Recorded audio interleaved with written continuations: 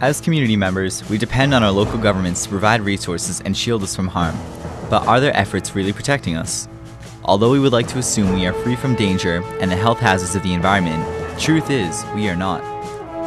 We are everyday citizens, and this is our community. Who better to protect it than us? ECO is a grassroots organization based out of Tewksbury, Massachusetts. Made up of local community members, the environmental citizens organization, ECO, is dedicated to the remediation of environmental concerns, educating residents on health and quality of life issues, and promoting transparency of neighborhood operations. We formed ECO because of the environmental impacts of the hog operation, as well as we learned about the Superfund site, a commercial composting facility, the expansion of I-93, and some 21E sites. Because of all the environmental concerns, we thought that we should form and try and ask the proper questions to ensure that things are cleaned up and things are healthy and safe for the neighborhood. In small towns like Tewksbury, prompt and direct government action is not always an option. Many local governments simply do not have the resources and manpower to address community concerns. I don't think that change comes easy, and I don't think change has come easy in this town. It's been 3 or 4 years now of fighting for change. We were basically angry. We were angry that our quality of life was being destroyed, and after spending a lot of time fighting these issues, we've discovered many other issues. ECO has tried to protect the community. That's the ultimate goal. I have been chairwoman on several town committees over the years and been involved just trying to make the community a better place.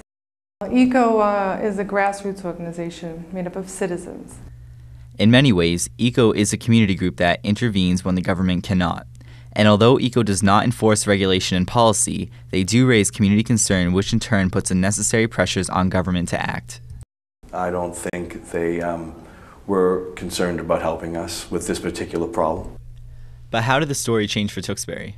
Things only changed after the citizens did quite a bit to make that change, to force it. Crockmill Farms is one area that raises concern for members of ECO. Well, obviously a severe odor affects your everyday life. It determines whether you go outside and enjoy a sunny afternoon or a starry evening. It determines whether or not you use your pool that day or whether you have a party at your house. 4 years ago to about a year ago, there were severe, awful odors, often. Especially at night, especially on the weekends. That just destroyed my 40th birthday party, destroyed my son's 3rd birthday party. The quality of life was just horrendous. And the farm didn't do much to say publicly that they were sorry about this. There were some statements made they were going to fix it, but there was nothing. We know that we have Massachusetts' largest and most likely first factory-style hog facility in a suburban neighborhood. It's a large operation. There's an enormous amount of waste. If that was the waste of human beings and that much waste was being composted or spread, it would be worldwide on national news. What worries me and concerns me is that the odors aren't gone. As ECO members suggest, the odor is a symptom of a larger problem. There are reported asthma instances in our neighborhoods, especially among children, that could or could not be associated with the poor air quality. For Tewksbury citizens, however, it is not just a matter of comfort. Studies suggest that adverse health effects are quite common in communities that surround contaminated compost sites, toxic disposal grounds, and unregulated industrial farming locations. Among these include respiratory conditions, unexplained rashes, sudden onset of illness, miscarriage, developmental disorders among children, and cancer.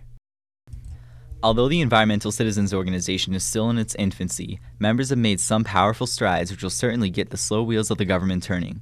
Despite much opposition from the owners of the polluted compost sites and the corporate swine farms, ECO will remain persistent with its mission. I think we're all united in our cause to ensure that our neighborhood is healthy and to ensure that ultimately we just make the environment a better place. If you're interested in joining ECO, you can contact the following representatives.